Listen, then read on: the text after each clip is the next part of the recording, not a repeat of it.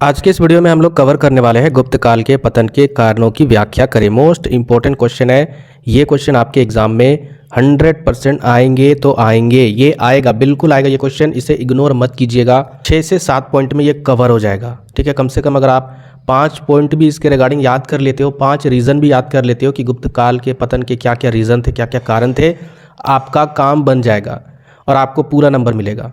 तो चलिए वीडियो को शुरू करते हैं। सबसे पहले अगर मैं आपको ओवरव्यू दिखाऊं तो यहाँ पर देखिए आंतरिक रीज़न भी था। मैं आपको बताऊंगा कि क्या क्या आंतरिक रीज़न था, फिर बाहरी रीज़न था, फिर सामाजिक और धार्मिक रीज़न था, इसके अलावे सामरिक और सैन्य कमजोरियाँ भी थी, इसके अलावे राजनीतिक विघटन भी था और बहुत सारे कारण हैं जिसको हम लोग अच्छे से देखेंगे। तो सबसे पहले गुप्त काल के क्वेश्चन में आपको परिचय देना होगा, चाहे कोई भी क्वेश्चन आए। तो गुप्त काल लगभग 320 से 550 ईस्वी के अंडर का ये कार्यकाल है। भारतीय इतिहास का एक महत्वपूर्ण समय था जिसे भारत का स्वर्ण युग कहा जाता है। गुप्त साम्राज्य ने कला, विज्ञान, साहित्य, धर्म और प्रशासन के क्षेत्र में महत्वपूर्ण प्रगति की है। ये तो हर क्वेश्चन के आंसर में रिपीटेड है, तो इसको याद हो गया होगा आपको, ठीक है। लेकिन इस महान साम्राज्य का पतन कई आंतरिक और बाहरी कारणों से भी हुआ है। देखिए ये तो भाई बहुत ही अच्छा शासनकाल था, यानी इसको हम लोग स्वर्ण युग के काल से भी जानते हैं, लेकिन फिर भी कुछ ऐसे कारण थे, आंतरिक कारण या फिर बाहरी कारण, जिस कारण से इस साम्राज्य का पतन हुआ। गुप्त साम्राज्य के पतन का अध्ययन हमें यह समझने में मदद करता है कि किसी भी महान साम्राज्य के लिए स्थिरता बनाए रखना कितना कठिन है। यानी किसी भी साम्राज्य को अपना साम्राज्य सुचारू रूप से चलाए रखना या उसको जारी रखना हमेशा हमेश के लिए ये बहुत ही कठिन है। नीचे गुप्त साम्राज्य के पतन के कारणों की विस्तार से व्याख्या की गई है, डीपली हम लोग देखेंगे। तो चलिए सबसे पहले हम लोग पहला जो रीज़न है वो आंतरिक कमजोरियाँ, यानी गुप्त साम्राज्य के अंदर में, यानी गुप्त साम्राज्य के लोगों के द्वारा भी कुछ कमजोरियाँ थी जिस कारण से इसका पतन हुआ। पहली कमजोरियाँ क्या थी कि कमज़ोर उत्तराधिकारी। जी हाँ, जैसे कि यहाँ पर देखिए गुप्तकालीन सम्राट चंद्रगुप्त प्रथम, समुद्रगुप्त और समुद्रगुप्त द्वितीय, ये तीनों बहुत ही महान शासक थे। जैसे कि ये शासकों में महान शासक थे, ठीक है, यानी महान शासकों के शासन के बाद और इनके बाद उत्तराधिकारियों में वैसी क्षमता और नेतृत्व कुशलता का अभाव रहा। यानी इनके बाद जो भी उत्तराधिकारी बने, राजा बने, वो उतना शक्तिशाली नहीं था। उदाहरण के लिए कुमारगुप्त और स्कंदगुप्त कुछ हद तक ठीक थे, कुछ हद तक, उतना खास नहीं थे इन तीनों के जैसे। लेकिन इसके बाद जो आने वाले सम्राट थे वह बहुत ही कमज़ोर थे, जो साम्राज्य को एक करके नहीं रख पाए और इसमें असफल रहे। तो ये भी एक कारण था, कमज़ोर उत्तराधिकारी। इसके बाद आंतरिक कारण में देखते हैं प्रशासनिक समस्या। प्रशासनिक समस्या में क्या क्या समस्या आई थी, देखिए गुप्त साम्राज्य का विस्तार बहुत बड़ा हो गया था। मैंने कई बार मैप के माध्यम से दिखाया है गुप्त साम्राज्य को, जिसे अच्छे से चलाना चुनौतीपूर्ण हो गया था। अब एक केंद्र है और उसमें पूरे भारत के हर क्षेत्र में अगर साम्राज्य है तो उसको चलाना बिल्कुल कठिन हो ही जाएगा। तो साम्राज्य में विभिन्न प्रांतों के बीच समन्वय की कमी, यानी एक यहाँ से केंद्र है आपका गुप्त साम्राज्य का, यहाँ पर राजा बैठे हुए और इधर बहुत सारे प्रांत है इसी के साम्राज्य के अंदर में, तो आपस में इन सभी के बीच में समन्वय बनाना बहुत ही कठिन हो गया था। और कहीं ना कहीं इन आपस में इन सभी चीज़ों में क्या हो रहा था, टकराव हो रहा था प्रांतों के बीच में। और इसी समन्वय की कमी और स्थानीय शासकों का बढ़ता प्रभाव साम्राज्य को कमज़ोर कर रहा था। चलिए अगले रीजन की ओर देखते हैं, आर्थिक संकट। ये भी एक आंतरिक रीज़न है। बढ़ते सैन्य खर्च, यानी इतना बड़ा जो साम्राज्य है, इतने बड़े साम्राज्य में भाई सैनिक भी तो चाहिए ताकि अपने साम्राज्य के सीमावर्ती क्षेत्रों में लगाए और आंतरिक क्षेत्रों में भी लगाना जरूरी है ताकि पूरे तरीके से सुरक्षित रहे हमारा साम्राज्य। तो उसके लिए खर्चा चाहिए। तो बढ़ते सैन्य खर्च, प्रशासनिक लागत और विदेशी आक्रमणों के कारण गुप्तकालीन खजाना खाली होने लगा। इसके अलावा व्यापार मार्गों में बाधाएं और समुद्री व्यापार में भी गिरावट होने लगी। इससे अर्थव्यवस्था में कमजोरी आने लगी। तो ये आर्थिक रीज़न था। अब हम लोग बाहरी आक्रमण में देख लेते हैं, यानी बाहरी रीज़न क्या था इसमें। तो बाहरी आक्रमण में पहले नंबर पर है आपका हुनों का आक्रमण हुआ था। गुप्त साम्राज्य के पतन का एक प्रमुख कारण हुनों का आक्रमण था।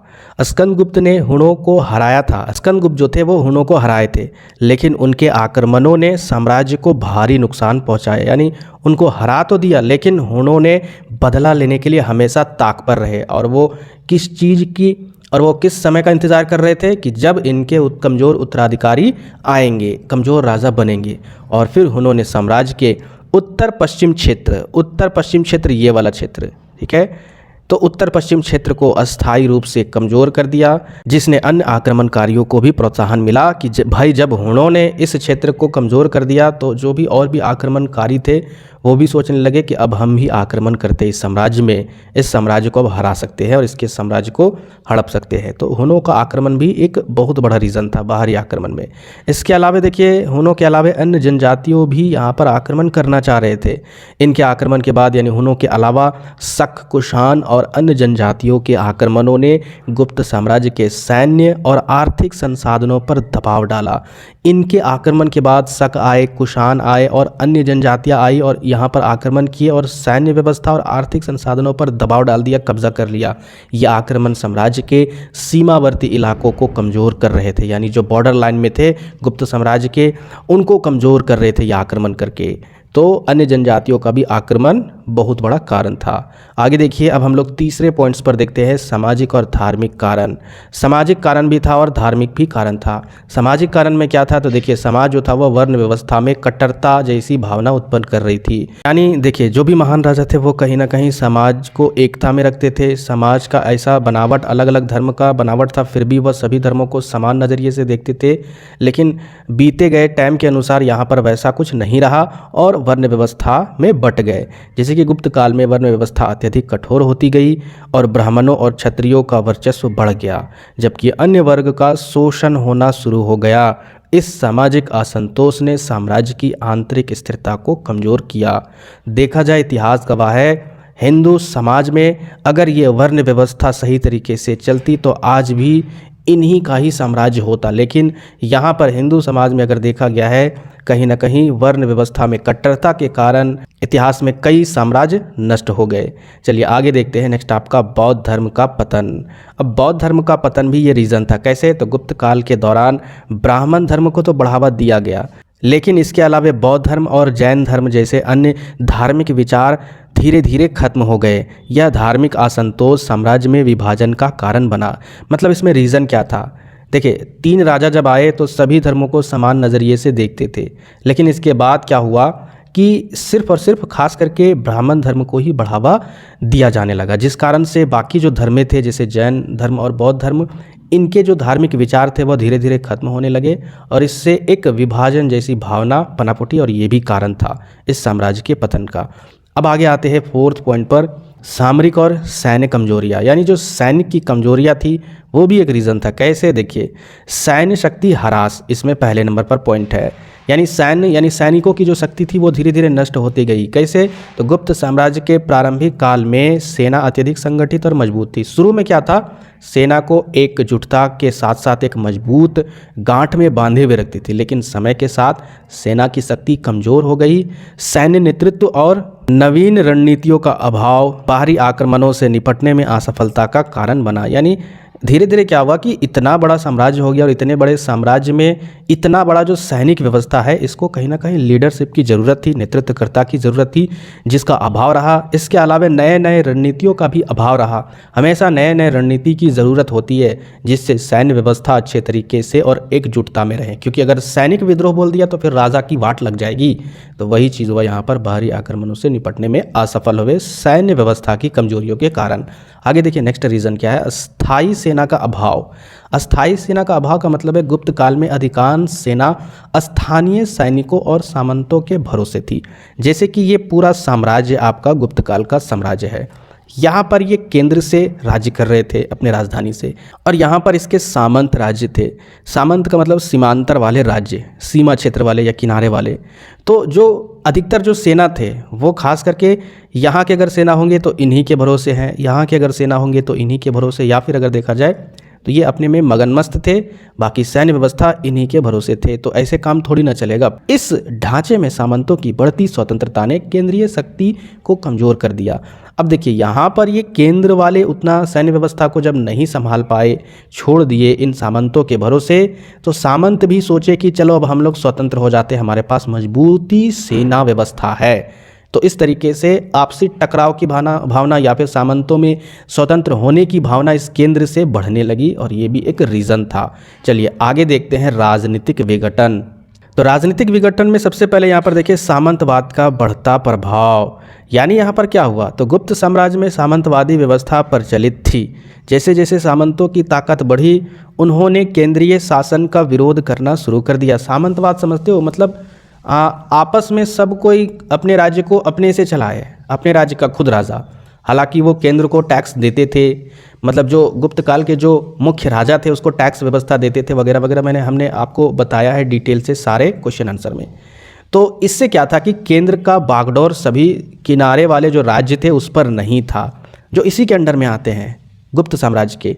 तो जिस कारण से क्या हुआ, उन्होंने केंद्रीय शासन का विरोध करना शुरू कर दिया जब इनकी ताकत बढ़ने लगी, और सामंतों ने अपनी स्वतंत्रता की घोषणा कर दी, जिससे साम्राज्य पूरे तरीके से खंड खंड हो गया। जो अखंड राज्य था वो पूरे तरीके से खंड हो गया, बट गया। ठीक है, तो ये भी एक रीज़न था। आगे देखिए क्षेत्रीय राज्यों का उदय। अब क्षेत्रीय राज्य का भी उदय हो गया था। क्षेत्रीय समझते हो ना, छोटे छोटे राज्य, वो तो राज्य नहीं था लेकिन फिर भी वो उसका नया नया क्षेत्र राज्य उदय होना स्टार्ट हुआ। क्यों? क्योंकि यहाँ पर बहुत सारे लोग बटने लगे तो आपस में एक नए नए राज्य बनकर उभरने लगे। जैसे कि गुप्त काल के पतन के बाद कई छोटे छोटे राज्यों का उदय हुआ। इनमें मौखरी, वर्धन और पुष्पभूति जैसे राज्यों ने अपनी स्वतंत्रता स्थापित की। इससे गुप्त साम्राज्य का शेष हिस्सा भी कमजोर हो गया। छठवां पॉइंट है प्राकृतिक आपदाएं और जनसंख्या संकट। प्राकृतिक आपदा भी इसका रीज़न है। क्या रीज़न है? तो देखिए, गुप्त काल के पतन का एक और संभावित कारण प्राकृतिक आपदाएं हो सकती है, जैसे सूखा, बाढ़ या फिर महामारी। अगर किसी साम्राज्य में अगर ये बड़े पैमाने पर ये सब चीज़ें अगर आती है ना, तो भी साम्राज्य का नष्ट होना तय है। क्योंकि साम्राज्य में क्या होगा, इस कारण से अर्थव्यवस्था कमज़ोर हो जाएगी, और यही तो बाहरी आक्रमणकारी सोचते हैं कि ये पैसे से कमज़ोर हो जाए, किसी तरीके से हालात इसका डगमगा जाए, फिर हम लोग क्या करेंगे, आक्रमण करेंगे। इन आपदाओं ने कृषि उत्पादन और जनसंख्या पर नकारात्मक प्रभाव डाला, जिससे आर्थिक और सामाजिक संकट गहराया, यानी आर्थिक और सामाजिक संकट उत्पन्न हो गए, और इस कारण से ये साम्राज्य भी नष्ट होने के कगार पर आ गया। 7 पॉइंट देखिए सांस्कृतिक और बौद्धिक पतन। हमने इस काल में क्या देखा शुरुआती स्टेज में, कि सांस्कृतिक उपलब्धियों के मुकाबले में पूरे इतिहास में सबसे महान साम्राज्य गुप्त साम्राज्य है। लेकिन ये भी सांस्कृतिक उपलब्धि या फिर बौद्धिक पतन ये पूरे तरीके से नष्ट होता गया। इनमें से देखिए क्या क्या रीज़न है। तो गुप्त साम्राज्य के अंतिम चरण में सांस्कृतिक और बौद्धिक गतिविधियों में गिरावट देखी गई। साहित्य और कला का संरक्षण कमज़ोर पड़ने लगा। इसका परिणाम यह हुआ कि साम्राज्य का सांस्कृतिक प्रभाव भी सीमित हो गया।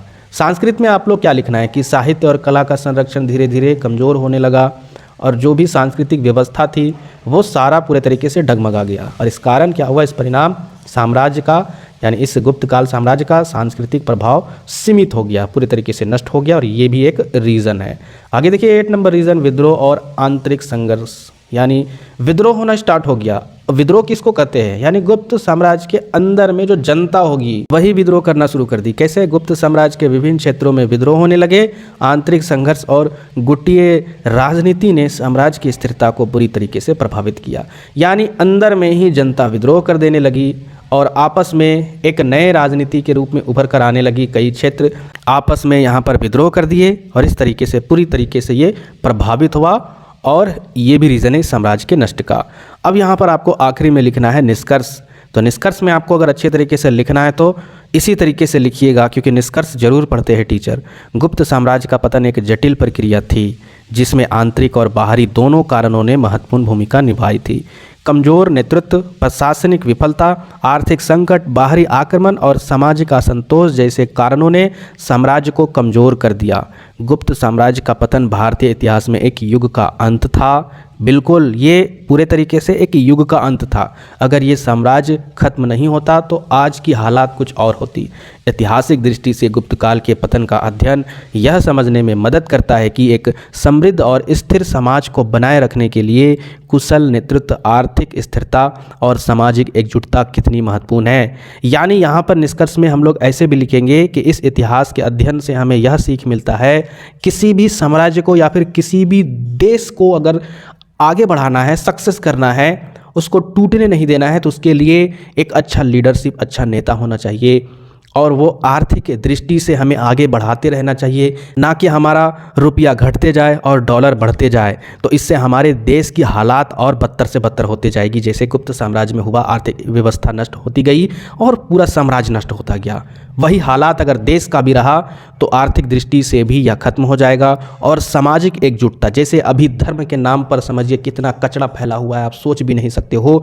एक धर्म दूसरे धर्म के लिए अपने धार्मिक आस्था को अपना रहा है, अपने लिए वो धार्मिक आस्था नहीं अपना रहा है। एक धर्म दूसरे धर्म को दिखा रहा है कि मैं बहुत बड़ा धार्मिक कट्टरता हूँ।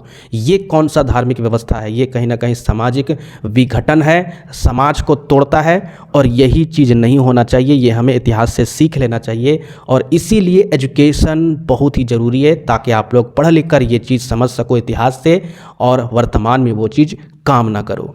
अगर आप इससे कुछ प्रेरणा लिए हो, इस साम्राज्य से, इस गुप्तकाल से, तो वीडियो को लाइक कीजिएगा और नए व्यूअर चैनल को जरूर सब्सक्राइब कीजिएगा। मिलते हैं फिर नेक्स्ट वीडियो में।